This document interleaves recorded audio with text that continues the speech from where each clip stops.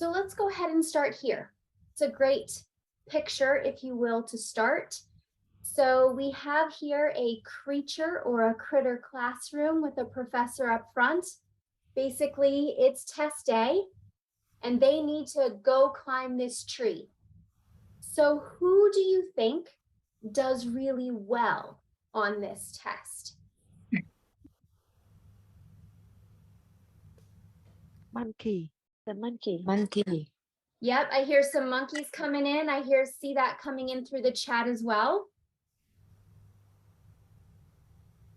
Is there anyone else that we think might do well on this test?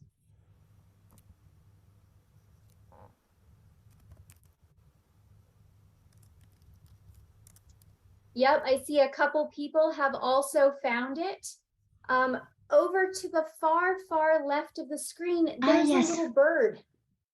And some people may say, oh, well, the bird can do well. And other people would say, no, no, no, you said climb and birds don't climb.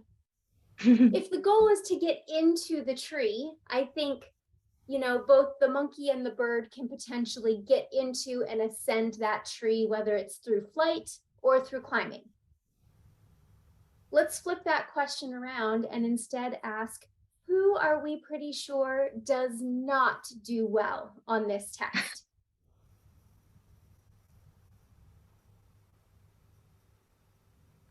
Yep, first response is in, the fish. Fish is definitely confined to a bowl, not really conducive for climbing or flying.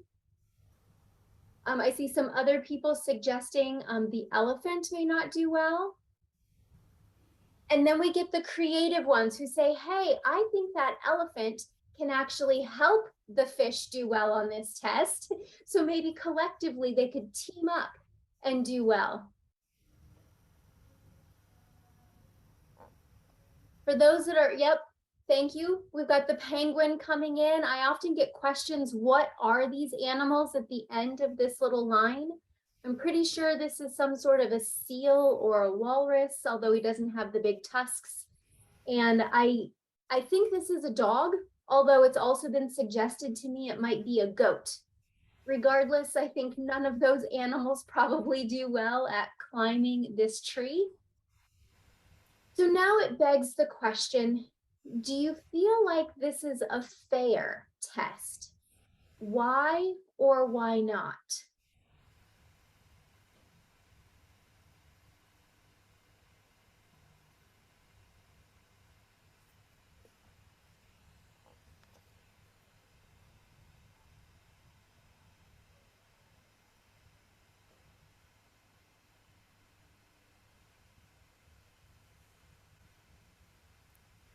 Yeah, so far what I'm seeing and come through the chat, you know, is essentially not fair.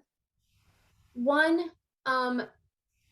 fuller response says, you know, each animal has its own ability, which also suggests that the animals have different abilities, that not all of these animals could succeed, like given their own characteristics, their own, like whatever they're made up of, they may not all be able to exceed on their own. They're all different, right? They all have different strengths, which may not be shown by this one simple test of climbing a tree. And for some of them, it's not actually simple at all.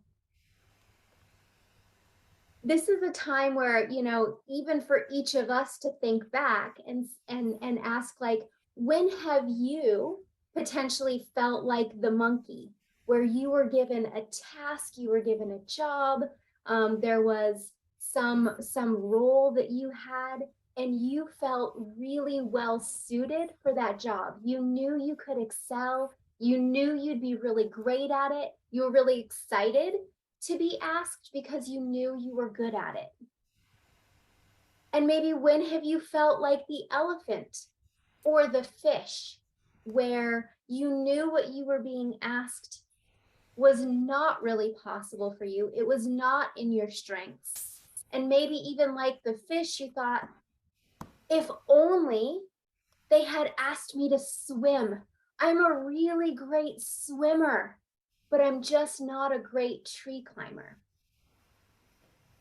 One of our goals at Indigo is to really help all of us as individuals and those that we work with and serve to be able to better understand each of their strengths.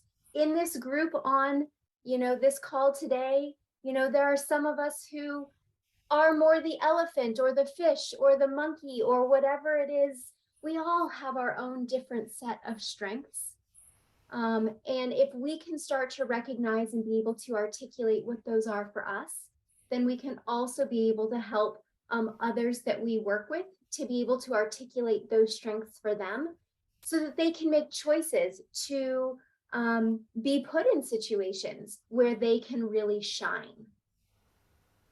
Sometimes it's easier to talk about these things with animals instead of talking about them with us as humans, because we can it's a touchier subject when we think about like what we are good at or what others are good at.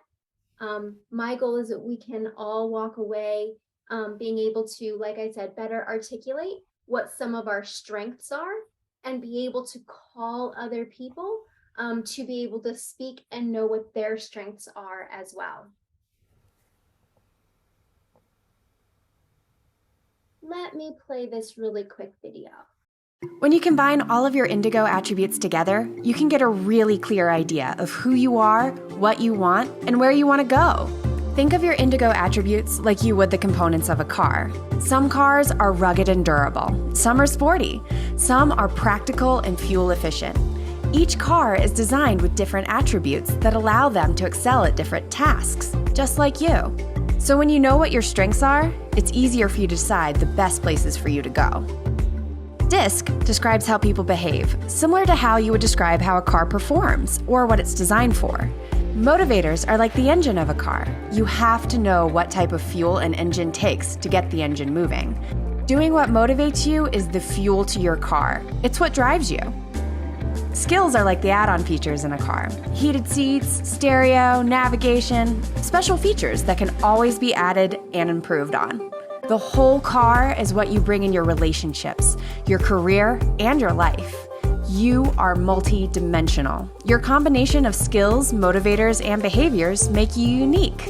So, knowing what routes work best for you, what drives you, and what contributions you have to offer will help you stand out, get hired, and be successful in your career.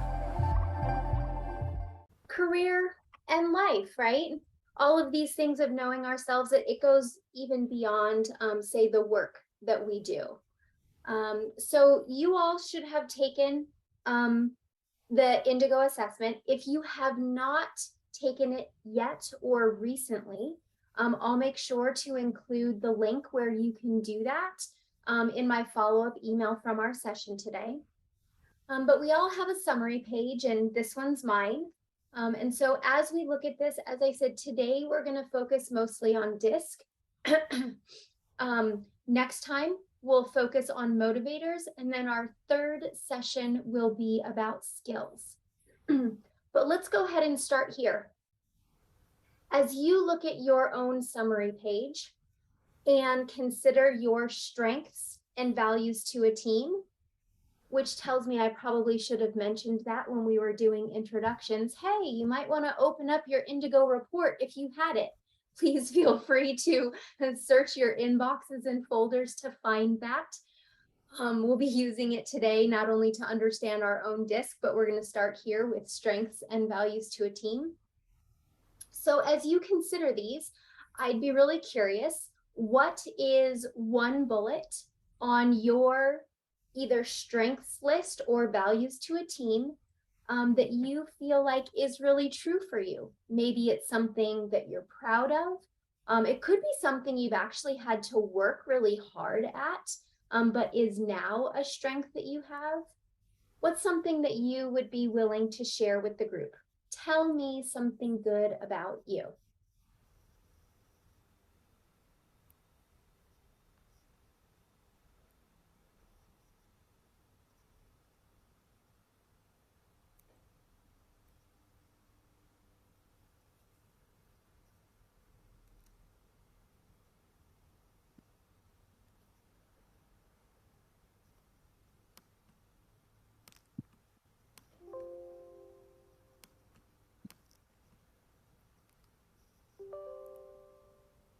Thank you. I'm seeing some of those come in.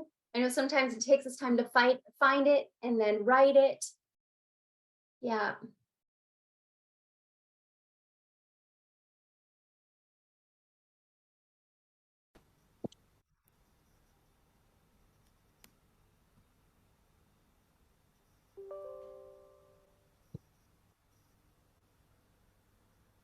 Thank you. Yeah, I know we're still going to see a couple coming in. Part of what I'm seeing, which I expected to see, is that you've all listed something a little bit different. As I suspected, we all have different strengths, even in this small group that we have convened today. We all have a different set of strengths than the others. Kind of goes back to that picture of the creatures in this classroom that were asked to do a test, right? Even each of us as the human creatures that we all have a different set of strengths from each other. And really being able to better understand those strengths that we possess so that we can really bring those to the forefront of the work that we do. And also so that we can start to also call out and call for the strengths in other people. So many times it's easy to get more focused either on the negative or the things that we need to work on. But the way our brains and brain science really works is that it is easier to get better at something that we are already good at than it is to try to get good at a skill you don't currently possess. And so as we even consider our own personal growth and really how we as our own humans can be growing, considering what those strengths are and how we can use them more is one place that we can do that.